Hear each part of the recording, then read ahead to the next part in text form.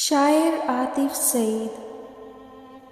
वो शख्स मुझको जीत के हारा है और बस इतना ही जिंदगी का खसारा है और बस।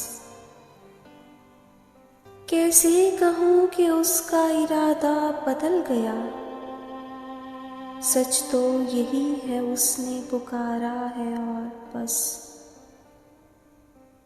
दुनिया को इसमें दर्द की शिद्दत कहाँ मिले, आँखों से टूटता हुआ तारा है और बस।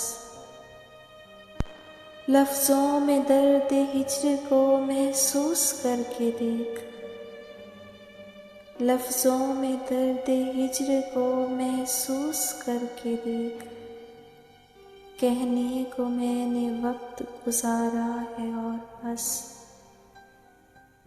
अब इनमें कोई ख्वाब सजाने नहीं मुझे, आँखों को इंतज़ार तुम्हारा है और बस।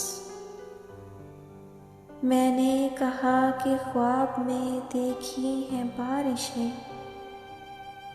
उसने कहा कि एक इशारा है और बस।